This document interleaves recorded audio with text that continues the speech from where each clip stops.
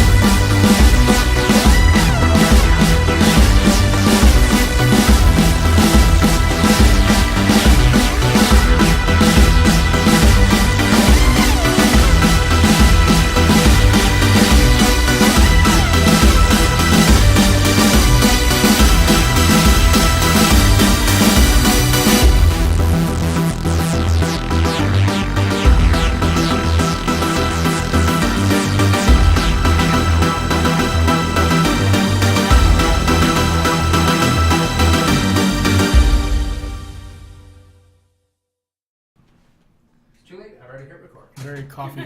Oh, we're recording. So I can actually be like this then. We'll ask to edit out the beginning and the end, but let's see how it goes. Because that one's yours and this that one's one you. there. Oh, okay. And it's just a split screen on there. What I feel like I'm making porn. I'm just kidding. Ow! Yeah. And pretty much So unprofessional. You gotta be waiting.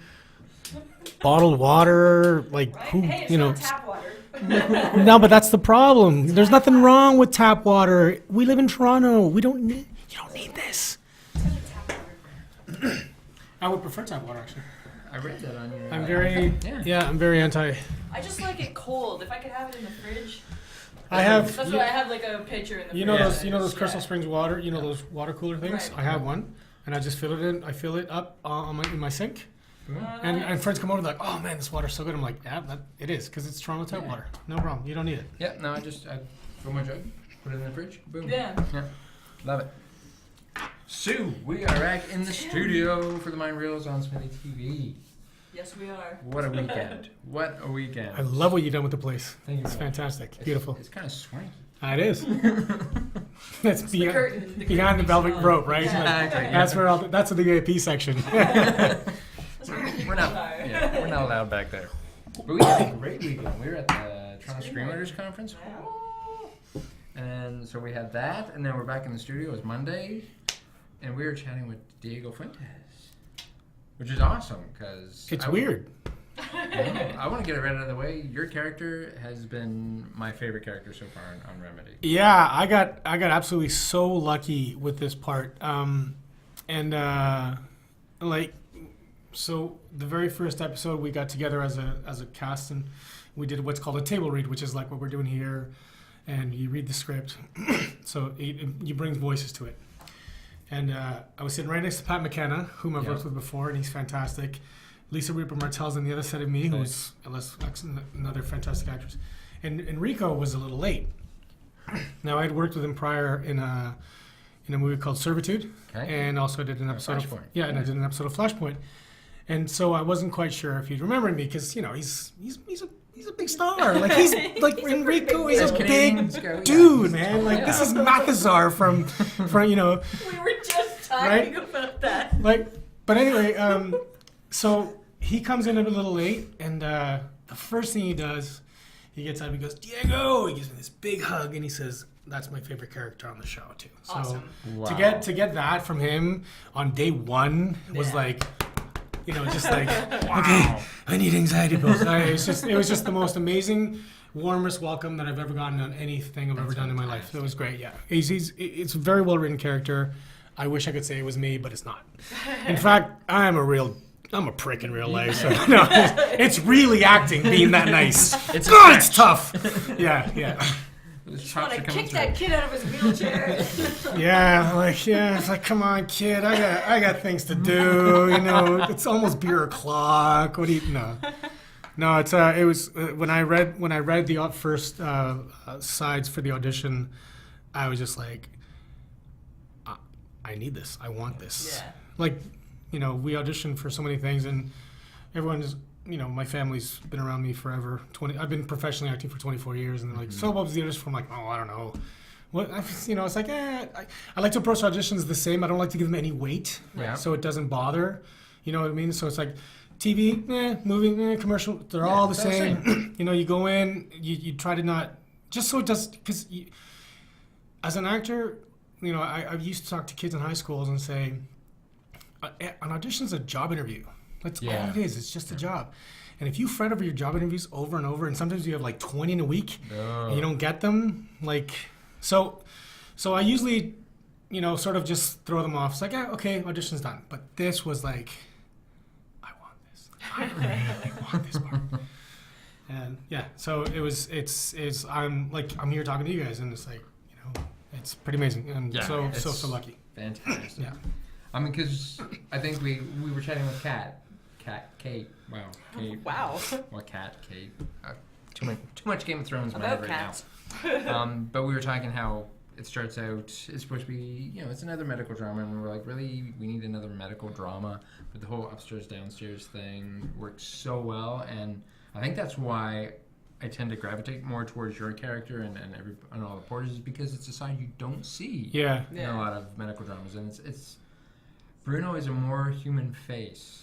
In the hospital. I know. I got a fantastic email from my agent, you know, and he was just saying, like, dude, you want to like him, you have to like him. He's like the nice guy character, and again, it's all in the writing. Like, I wish I could say that any of that is me, but it's entirely, you know, and unlike other hospital dramas, it concentrates on a family too, and so it's like I am a huge fan of the show. Like, I've been watching every episode, the episodes I'm in, it doesn't really matter. Like, I'm watching it like a fan. Yeah. And because it's cool. Like, but it, and I think I'm absent in 3 episodes. So those 3 I wasn't even at the table read. Mm-hmm.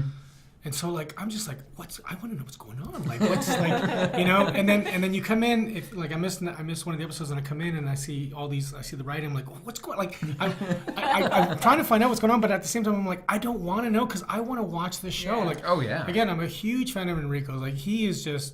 I have a man crush. I've said it to many times before. I have a man crush on him, and you know, I have his number in my phone.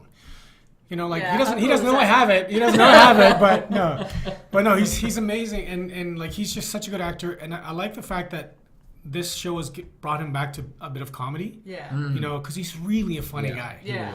He's got good dry sense of humor, and he was fantastic in Flashpoint, and so like you know. It's just I don't even know where I'm going with this, but it's awesome. I'm just like, he's awesome, he's totally awesome. And I'm so lucky to be on a great show. I used to get, and I still get in trouble. Well, not so much, but when my friends and family would say, "Dude, why didn't you tell me you were on this show or this movie?" And I'm like, because you know, it's just a job. So when I told people about the show, I would say, listen, I'm not telling you to watch Remedy because I'm in it. I'm telling you to watch it because it's a very good show. And a number of my friends, I know this is kind of sad, but they're texting me and Facebook messaging me and emailing me saying, "Dude, this is Canadian?" I'm like, yeah. Yes. It is. You're welcome. It is a great show. So like, I just like, you know, if it went 20 seasons, I'd be super happy. Yeah. Right? Yeah. But I mean, it's just more of that renaissance of Canadian television we've been talking about. I mean, there's not a bad Canadian television show out there. Well, I'm sure I could find a couple, but there's not a lot of them out there. No, it's all no. really quality work. It's just, we're showing that we can go head to head with, like, you know, stateside and come up a winner. Like, But one of the interesting things about Remedy is, you know, I read an article early on, just curiously seeing how the critics are taking it, and one of them was saying that, unlike The Listener and unlike Flashpoint and Rookie Blue, that it got immediate, like, they got bought by American stations during the strike, Remedy hasn't been bought, therefore it doesn't have that, like, oh, you know, like, oh, really? Your CBS wants you? You know what I mean? That conversation. Yeah. But I think it stands on its own. Oh, totally. You know, I think it stands on its own. But so, yeah, I you know, it's just, it is one of the best shows I've seen from Canada in a very long time. Yeah. Not only the writing, and not only the acting. Well, 95% of it's fantastic. Then there's me. But the style of a show, like the split screens, the slow motions when they do that. You know what I mean? It's just, it's very. It almost reminds me of 24, kind of like when they go to the split screen and it's like, where are we gonna go next? Yeah, absolutely. And like when they come back from commercial, you're right. It's the same thing. It's like beep, beep, Yeah, it you know, just so doesn't have it's like got that. the clock counting. It's very but, stylized, and you know, Kelly Macon was a big part of that. And the look of the show, and again, just great writing, great. It's, you know, I'm a fan. Yeah. I am a fan of the show. I love you know? that we can have that and Saving Hope, and they're completely different shows, Yeah. even though they're both Yeah. medical based. Which I was in Saving Hope as well. I was in That's right. season 1. That's right. That's right. Yeah, so with the great Wendy Crewson. Oh, How? Well, yeah, we want her on the show real bad. she Whenever she's back in is Toronto. the first lady. most.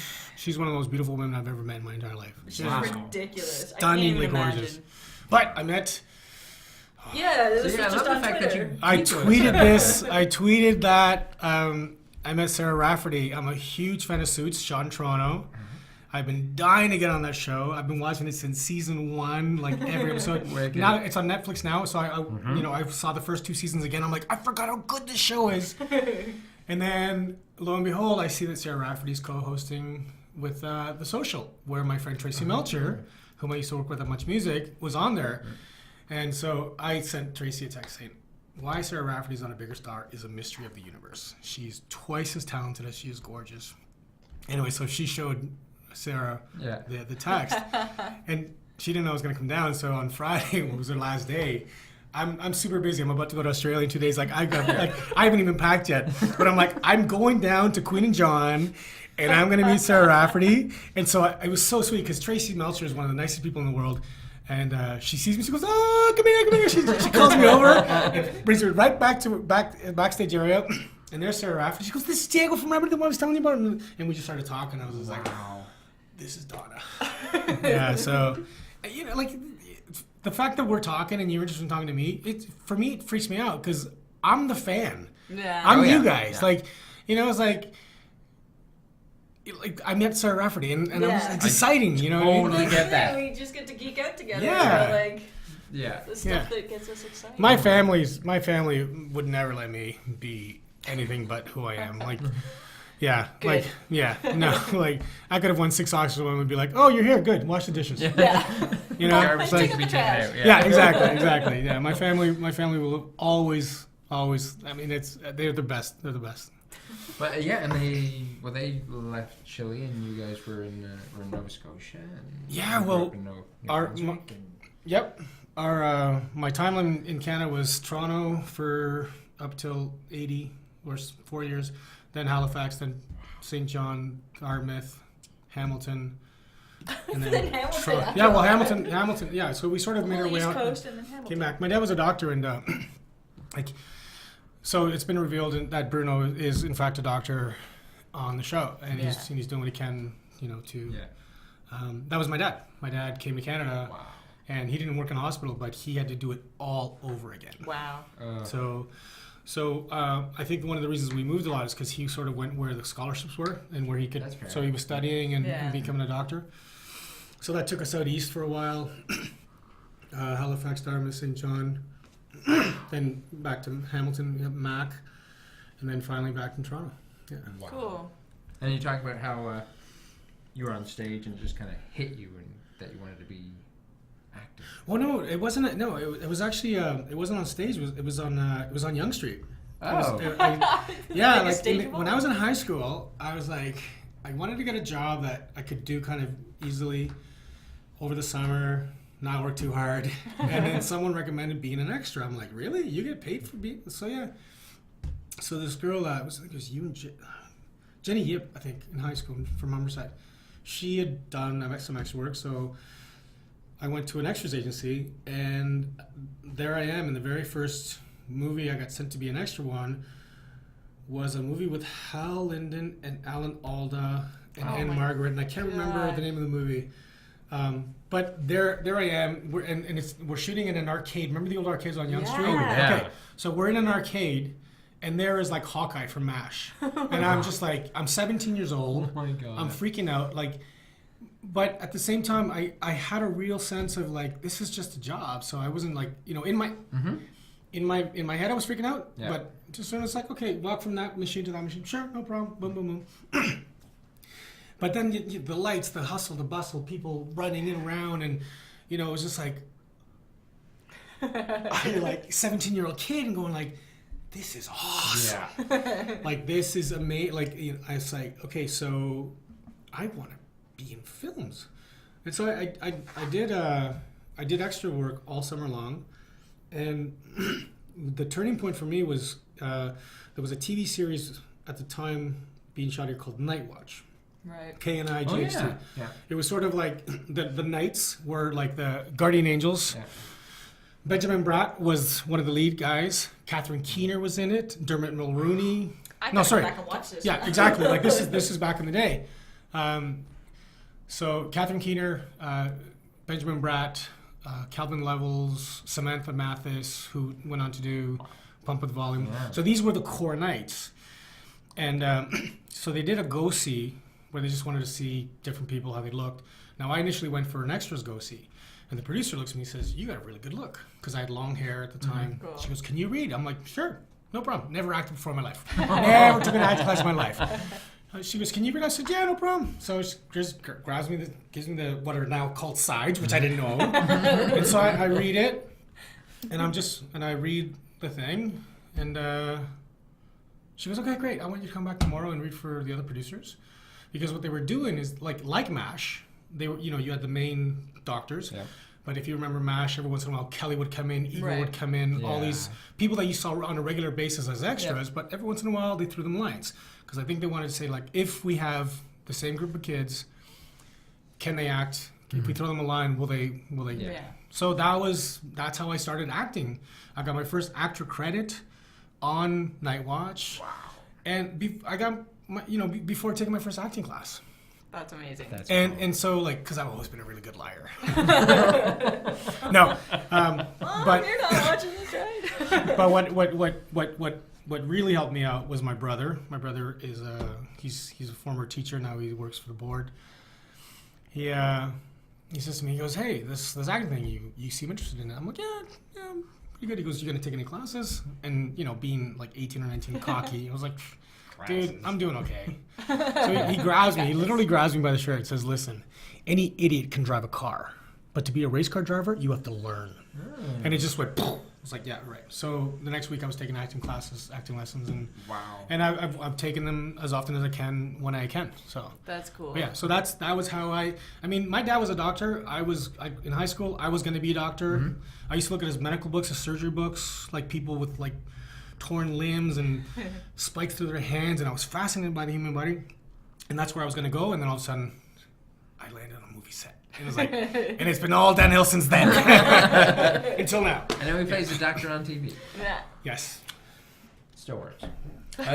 Okay, but you're obviously very passionate not only about acting but about film and actors and stuff. Yeah, I'm a fan. I'm like, like I used to host a show on Much More Music, a world music show. So I love interviewing people. I love meeting people, listening to different types of music.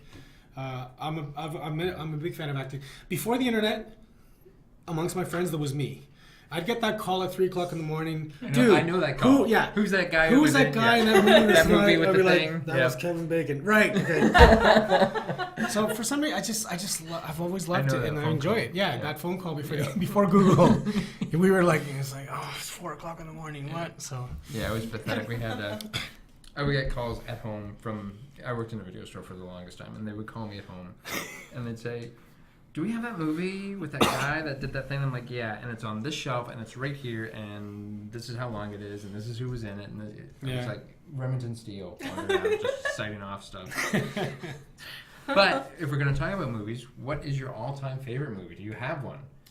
Oh God, no! I don't have an all-time favorite. I have movies that I go back to sort of reset. Like I watch The Iron Giant and I watch Billy Elliot at least once or twice a year. Cool. Because I don't cry in real life. It's really honestly but those movies just We'll just ring it out again. right. And then also when you're channel surfing and The Godfather comes on, you just throw the remote. I mean, there's just too many good films out there. Oh yeah. Like some Japanese films like Dance With Me, the original Oh, version. yeah. Strictly Ballroom's another one that I totally love. I love dance films. I think in a past life I was a dancer. Or I want to be a dancer because any movie that's about dance, I just absolutely love. Like Center Stage, Billy Elliot, Dance With Me, Shall We Dance with Is it Cheyenne and I can't remember who it was. and I can see the cover, so I know I've seen it. no, Vanessa Williams, Yeah. former Miss America. Yeah, I love the only movies I don't really like that are horror. I'm not a big horror fan. The last horror movie I saw was Dark Water because I was in it. Yeah, you go. With the lovely Jennifer Connelly. Yeah. But there's too many good movies out there. I think that That's are fair. just that you can only just say this is my favorite. Yeah. If I were to give you 20, I might be able to come up with a list. But even then, I'd be shuffling, going like making a schedule, going yeah, but this was. I find movies like for example, I really like Jersey Girl, and Jersey Girl got panned because it came after Gigli. Yeah. And even though I did a movie with Ben Affleck, I never talked to him about it. But for me, I like films that I remember moments in, Right. like little moments. And Jersey Girl has a couple of good moments, like when Ben Affleck comes back from his meeting and like he surprises his daughter on stage, Gertie, and she's like. I remember moments like that. Moments like when Liv Tyler's character thinks that he's gonna run away, go back to the city. She's hurt. Yeah. When George Carlin, when he says to his dad, he's like, "Don't you want to live alone?" He goes, "Don't you want to just be like back on yourself, be alone?" He goes, "Not as much as I'm scared of dying alone." Oh, Like- yeah, that's right. And the other thing is, my dad. We talked about my dad a bit, but my dad died when I was 19, and he died on vacation. So I saw him at the airport, and I never saw him again. So films with father-son moments, Yeah. Are gonna resonate. like they get me every time, which is one of the reasons Billy Elliot hits me. But like I cried at Armageddon because there's that. I No, can see the no, connection. I can see why. But the reason I cried at Armageddon was there was a scene where I can't remember the actor's name, but he goes to see his son, and the wife is like, "Oh, you can't be here." Oh, yeah, and he's yeah, like, yeah, and he's yeah, like, yeah, you know, he yeah. goes, "I'm about to do something good. There's something you'd be proud of." And then when they all land, his son is running And towards him, and so Yeah. like moments like that, like they just get me. So movies in general are fantastic. They, like so it's almost like asking me my best favorite Yeah. documentary. It's just there's too many, and I love documentaries, love films. I like moments. I like moments that I remember, the ones I can talk about, and like a good song. I think like a good song, Yeah. like the Beatles or Stones or whatever, something that stays in your brain, that I think connects emotionally. It's so beautiful. Yeah. It is so beautiful, and I would love to know that one day I'm going to be someone's memory because of something I've done on film. That'd be fantastic. That's cool. That That for would me be- would be yeah. the greatest thing. Wow. I'm going to go back and I'm also going to plug Hot Docs right here because you talked about dancing and documentaries. Yeah. Hot Docs this year has one called Living Stars from Buenos Aires. Oh yeah. And it's 79 minutes. There's no dialogue. Really? There's literally a static camera, and it's either a person in their workplace, in their home, or whatever, and they're just dancing. It's Wow. like they put on That's their favorite cool. song and they dance, and that's all the entire thing is. And I walked out of it just going, "That was great," and I want to show it to everybody I know. Like, it Wow. was so much fun. Wow. See, the last talk I saw at Hot Docs about dancing was Planet B-Boy. I saw that one. That was fantastic. That was. And I got to interview the director as well. No. Yeah. Because when I was hosting Clip Trip, we actually started doing a Hot Docs episode where we talk to documentary directors from other countries and then play the music of that country. That's cool. So we merged the two together, and it was actually just for me to get a free press pass to Hot Docs. Like, truth be told, You're just one of but those. we did what we promised. We're like, Yeah. we're gonna find some documentaries which either have a meaning or music, and then we're gonna play music from that country, because it's such a huge festival. Oh, I mean, yeah. come on. Yeah. So yeah, we did some native documentaries. I'm trying to remember the one where Tracy Deer directed, Blood. Anyway, that was fantastic. Cool. Planet B-Boy. That B-Boy you was know, good. Yeah. I mean, I can't even do any of that, but I'm like, that is so cool. Yeah. I know. Yeah. But yeah, Living Stars was a lot of fun. I was just giddy by the end of it, and you're like, really, there's so much Britney Spears and Spice Girls music in this. I'm having so much fun. Yeah. I guess so. It's catchy though. It is. Yeah. Easy Now- to dance to. Enrico's directed now. Yes, yeah, Remedy, and he's acting in Remedy. Is there Any intention for you to go down the line, maybe get behind the camera and direct? Oh, not right now. No. I haven't been. I don't work regularly enough in film to do that. Okay. And I think Enrico. I mean, again, Enrico had 2 back-to-back successful series, which he was on set like almost every single day, and I think that he needed that. I think he needed that to sort of reignite a spark. Yeah. Because, yeah. People. It's funny because people look at actors. And they see the life, the glamour, and this and that. It's like it's just a job. Yeah. Like it's literally just a job. Oh, yeah. Like, and I've always known that. I'd love to direct. I mean, but I think I would have to start maybe with a music video. Yeah. Like the Jason Priestley route. And then or a commercial. Like, it's.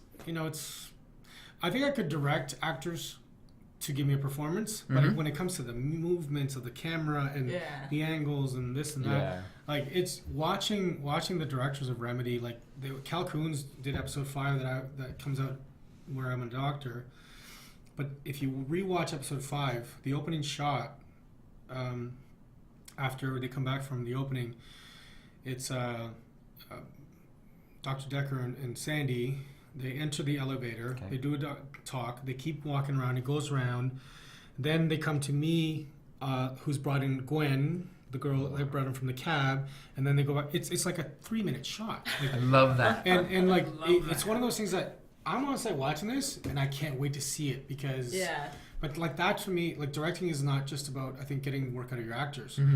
I think it's also just like how are we going to show it? Like you see like you see this the famous. This and that. So we have, like, Remedy is shot and told so well. Yeah. That and Enrico, he knocked it out of the park. Like, he was great. He was really great. But he was also, I think he was best with the actors. It was like having an acting coach on set. Nice. Because he's like, you're thinking this, but try that. You're like, I'm seeing this through Enrico's eyes, and he's a genius. So he's great. I don't want to live. I mean, I'm not going to say I would never direct, but I don't know. I don't know if I've got the talent to do that because it's a completely different animal. Right. I just want to act and even I just want to be a better actor. Yeah. I'm watching myself and going. It's an interesting choice. Yeah. I would do it differently. Yeah, I think like most actors, I'm only happy with about 10% of my work. Oh, good. Wow. Yeah.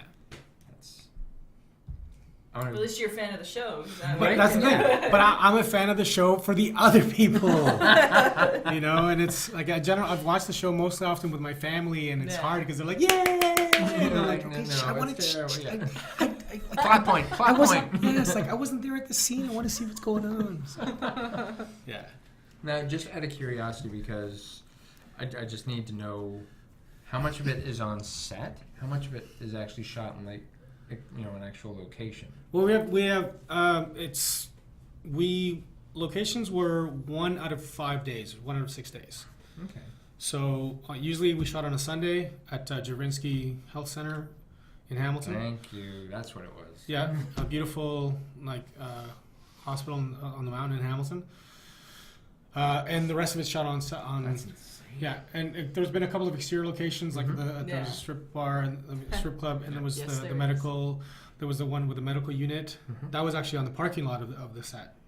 That's awesome. I love that. Yeah, and it looked like a street. So I brought my sister. And her husband and her 2 kids, or 2 kids with her, 2 of her newest kids on set. And my sister's so funny. She's like, "Oh my God, this place looks so real." And I'm like, Paula, that's kind of what they're going for. But yeah, no, there's like seriously, I'm so proud to be part of the show because everything about it's great. Like, and the cast and the crew's fantastic. So, and I told you I did a movie called Servitude with Enrico. Yeah, he was in it, and Dave Foley, directed by Warren Sonoda, great director. Who was that? Right, Michael. I'm gonna cut that out. Anyway, and I played a cook in a kitchen. The movie's about a waiter rebellion, where these waiters just say, "You know what? We've had enough of our customers," and they I really remember give it to when them. that came out. Yeah, Joe Dinicola was the lead. Yeah. Michael Sparaga was the writer. Anyway, I played a cook, like this angry Chilean cook who was, people thought I was Cuban, but that was a different story. And so people were asking me, like, can you really cook? And I'm like, yeah, I can cook. And I actually brought my own knives to set because I knew prop knives would be crap. Right. Cool. And so I made a big chicken, this was in the winter, so I made a big chicken vegetable soup. And so on Remedy, I made chicken soup 3 times during the super cold days we had during the what polar vortex was it called? Oh, whatever Yeah. you call it. Winter. And the second time my soup arrived on set, there was a lineup of 20 people at least just waiting for my soup. Awesome. Yeah, and I'm like, you know what? If I don't get renewed as an actor, they at least want me back as a cook. 'Cause, Craft services, here I come. no, because the thing is that you really do become a family unit. Like you see the same people over and over, and you know, actors have the easiest job on set. Oh yeah. I mean, not to disqualify anything. No, they do. no, but we have the But yeah. easiest job. It's like, okay, get practice and sit, rehearse, sit, take, sit. I mean, all the camera guys and the grips and the dollies and craft service and light, everything, they're always working. I thought, okay, you know what? Like on those cold days, let me give back as a Yeah. family. That's cool. And but it was great. It was like you know, they were like, it was flattering when to have 20 people Right? lined up for your soup. You're like, yeah. One guy was one of the prop guys. I'm like, check my soup. He goes, buddy. He goes, I had like 10 bowls. He goes, I'm not having lunch. So That's fantastic. Yeah. So if we go a second season, I think my soup will be in demand. Nice. Use that as a negotiating point. Yeah, it's true. Yeah. You want Now- to eat? Well, that one just threw me right off. Yeah, it just completely shredded my brain. Thank you very much. Soup? Soup is What do good. you want to eat? What do you want to ask? What do I want to ask? So like, click to the camera. Here's a question that I think you might want to know the answer to. What character would you like to play? What character would you like to play? Yes. Outside of Bruno? Because he's the My- best. Bruno's like the best. No, Bruno's fantastic, but Or Enrico. as I've been acting, people always ask like, what would be your ultimate character? Oh, Ooh. okay. A Bond villain. You know what? I can see you Amazing. doing that. I would kill to be a Bond villain Yeah. because they're some of the ones you remember. Yeah. And I just heard Chiwetel Ejiofor. is gonna they said to be. Yeah. But I would just love to be a Bond villain. I don't want to be Bond. I want to be the bad guy. Hello, Mr. Bond. Welcome. No, Mr. Bond, you're going to die. No, it's just like that. That to me would be the ultimate character to play. Right? Yeah. So maybe one day, Remedy will hit someone's Never land on know. someone's front door and be like, that guy, that accent he's got, perfect. That's him. Yeah. Perfect. Yeah. That's fantastic. Yeah. So that's what I'll let you do. So. Yeah, I don't. Oh, I'm divided, man. Because it'd be cool to be Bond, but I can see the appeal of playing the villain. The bad guys always have more fun. True. Yeah. Yeah. Yeah. I mean, playing bad's always more fun. Evil. Yeah. I mean, as much as I love playing Bruno because he's the nicest guy in the world, like playing bad is fun. Like, Yeah. I mean, that's how I started my career. I was like Thug 1, Thug 2. You know what I mean? Like, because I started with long hair and I just had that look of like Gangster 1, Gangster 2. Yeah. And then I remember sort of just talking to another friend of mine who was sort of, we sort of came up together and he's like, I'm a cop now, man. He goes, I graduated from thug school. So I was like, yeah. And for a while there, after I cut my hair, it was like cop or criminal, cop or criminal, cop or criminal. It's one of the two. So, It's the but duality. just playing any characters. I mean, you get paid to play. Yeah. Yeah. And like, how awesome is that? That's true. Like there's, like Remedy as a regular. This is my first time as a series regular. Mm-hmm. Like I auditioned for John Buck, one of the casting directors, 24 years ago for the first time. Wow. Right, and only now do I have a job as a series regular. And some people never get it. Mm-hmm. So I'm super, super stoked and super happy about it. But Yeah. like just any day on set is a good day. Yeah. It's that's like true. it's like that Ice-T song.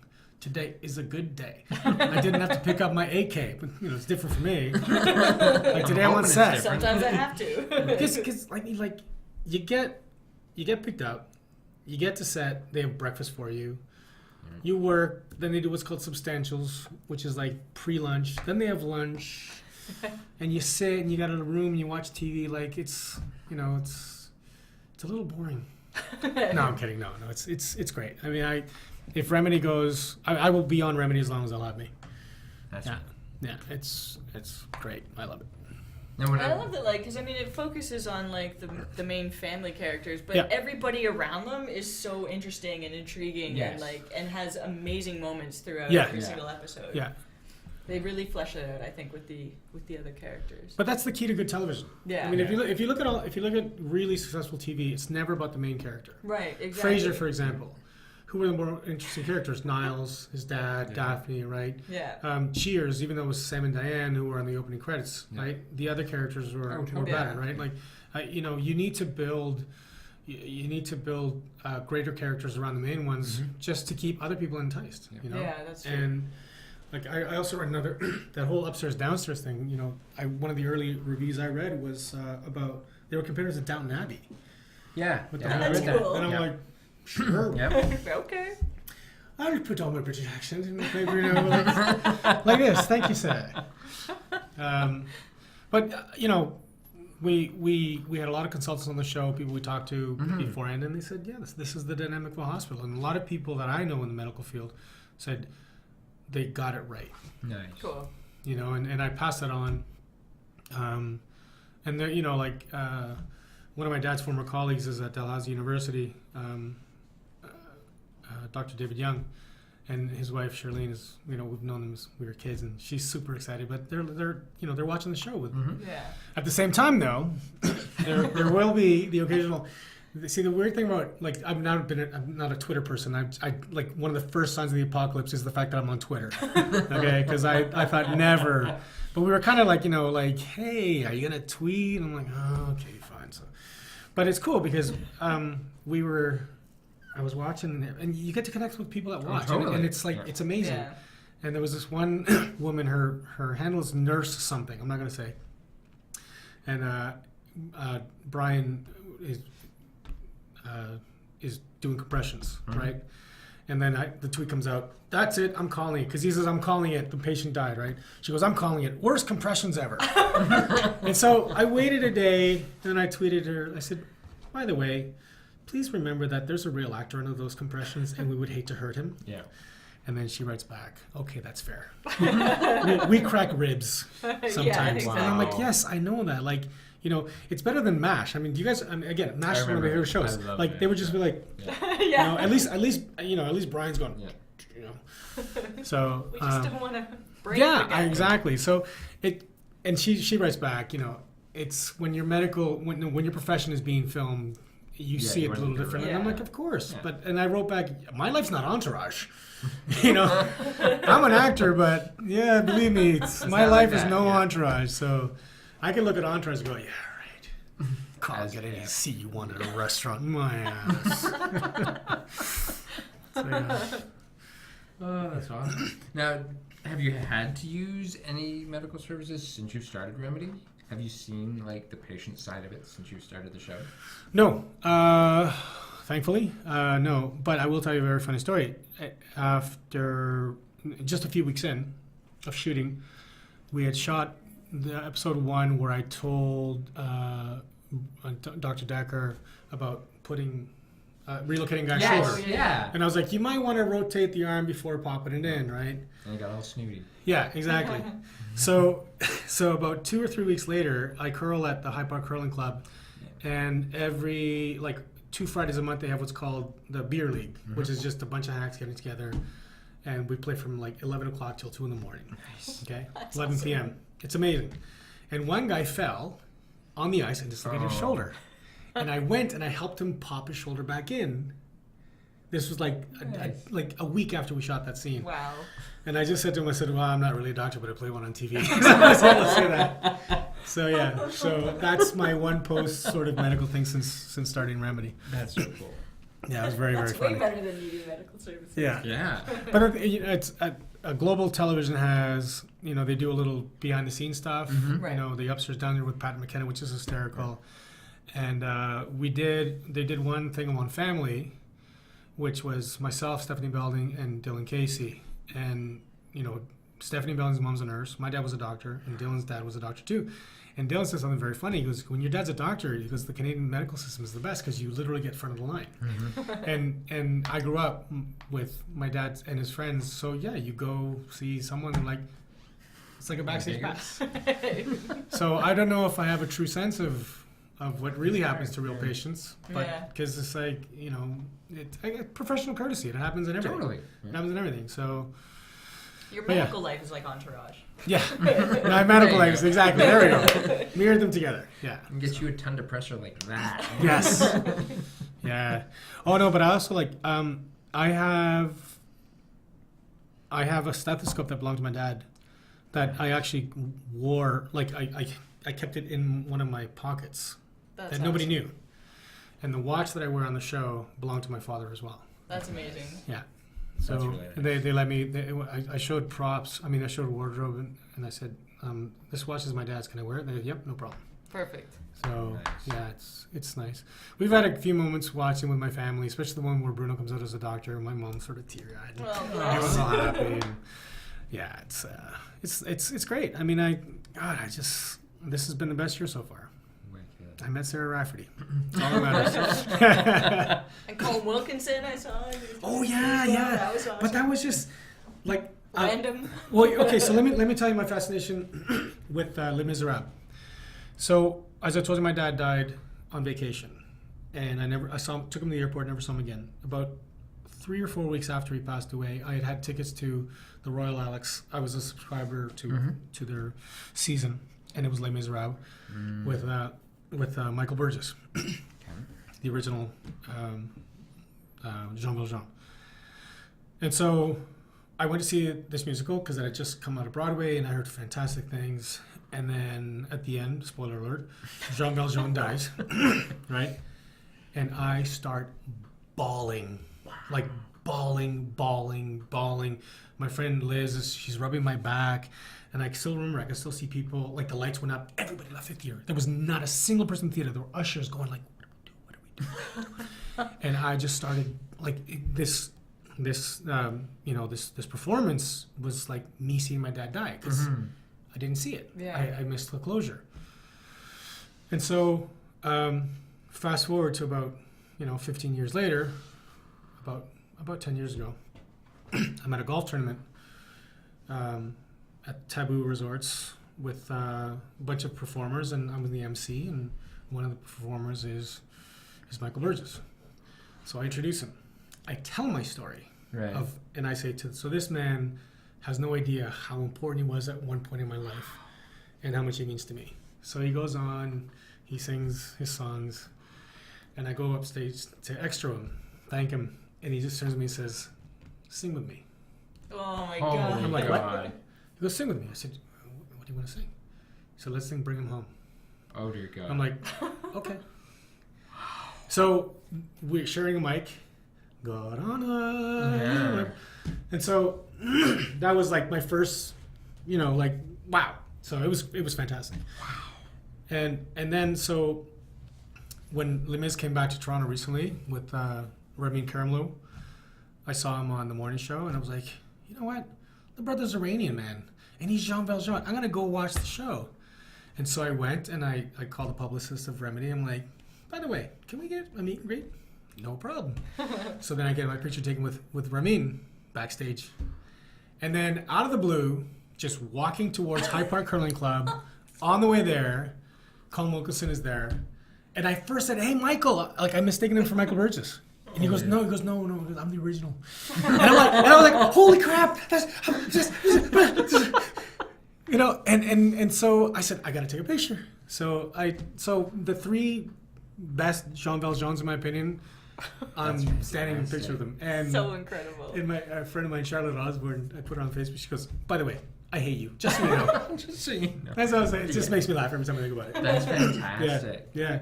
Oh, and then again, it's just like I'm not religious in any way, but that songs there's very much about relationship with God, to love another person is to see the face of God is one of the signs. And it's the only time I actually use the word is when I'm singing Les Mis. But it's just meant so much to me at a very important time the songs again, father son movements, right?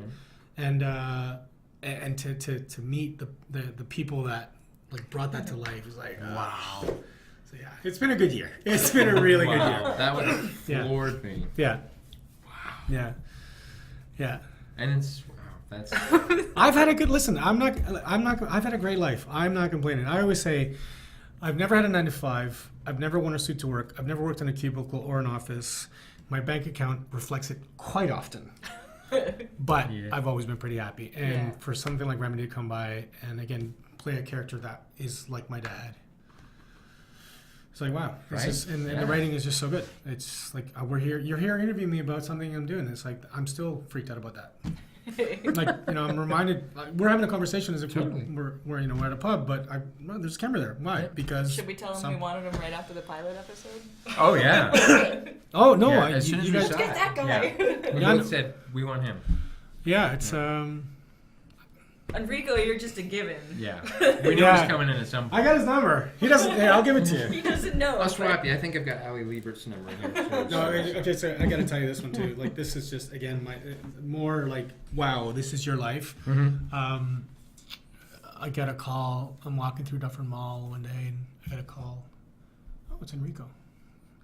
He's like, Diego! That's what he calls me. That's what he was directing. Diego! I'm like, hey, Enrico, what's going on? He goes, hey, are you busy tomorrow? I'm like, I'm doing a couple things. Why?